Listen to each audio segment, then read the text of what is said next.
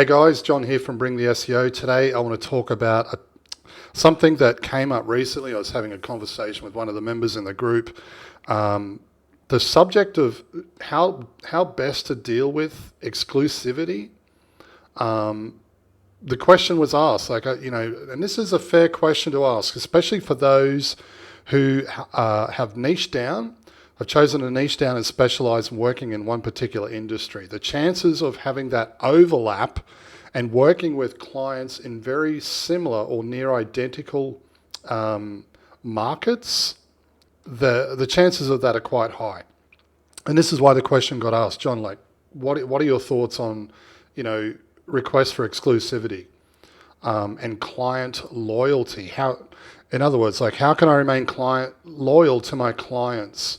And this is certainly not the first time I've been involved in this conversation. And in fact, I did a little bit of research last night before I decided to put this video together to get a bit of a feel as to what most people in the SEO industry think. This is without question a really divisive topic. I've seen there's a huge crowd on the left that will say it's immoral and this is wrong if you're taking on clients that are all working in the same space. That's unethical.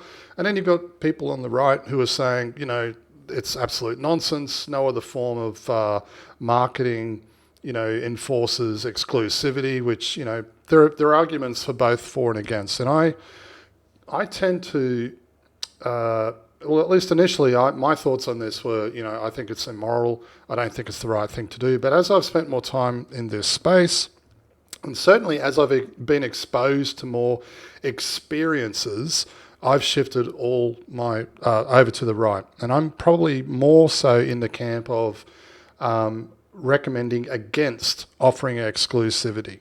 This is how the member essentially asked the question. This is how it was framed. And again, I've heard this before.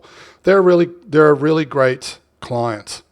They pay on time. I treat them I really don't see them as a client. I see them as a friend. And this particular client has been with us a long time. I've heard all of this before. I've even said it myself. I've got this client, great client. Someone else has come along, same space. What do I do? I could take the money. Is that the right thing to do? It would be really easy to think, okay, this feels unethical if I've got two clients competing in the same space. So I'm going to say no. And that might seem like the right thing to do until your client cancels. In one of my other videos, I put together a short role play, which I'll share with you again. And this is definitely something that I think you should be mindful of, or at least you should give some consideration to before you go all in on offering exclusivity. So let's say, for example, George, roofing contractor, large company, comes to you, John, we want to work together. Okay, great. You sign George up and you start working together. And then 2 weeks later, Bob from another roofing company comes along and says, hey, we'd like to work together. And you say, sorry, not going to do it. We've already got someone in this space. We think that's unethical. Okay, fair enough. See you later. Then a week later, Jeff, just by chance, comes along. Hey, we're interested in working with you. Sorry, Jeff, I'm working with George. He's signed a contract where, it's an exclusive deal. The answer is no. And then 2 more. Greg and Tom, a month later come along.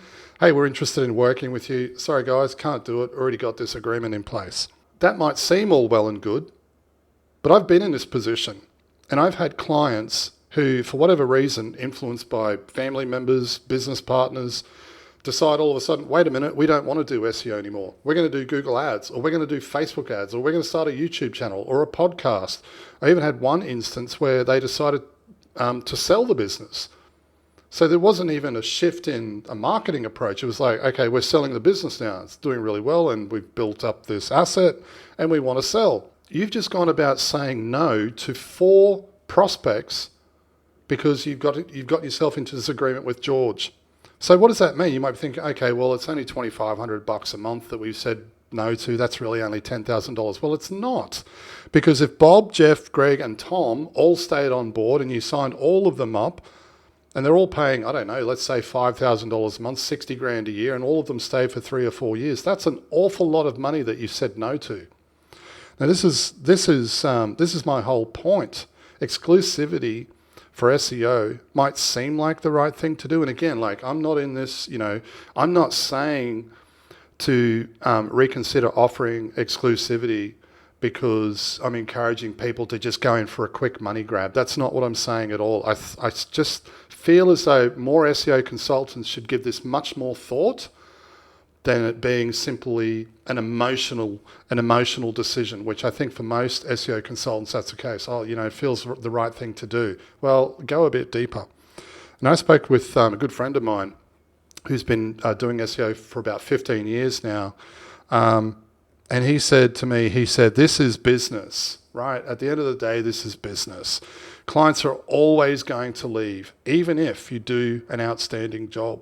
So I want to leave you with that to think about.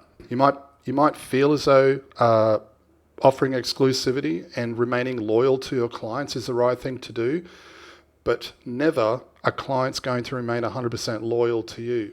Even if you have done a great job and even if the relationship is great, clients are always going to cancel. And you can't put everyone else's business ahead of your own, because if you do that, you're stunting growth, and that's not a great place to be. All right, guys, be sure to like, subscribe, post a comment below. I'd love to hear your thoughts. Hope you found this of value, and I'll see you in the next one. Cheers. Hey, if you've enjoyed this video and you'd like to learn more, head over to bringtheseo.com.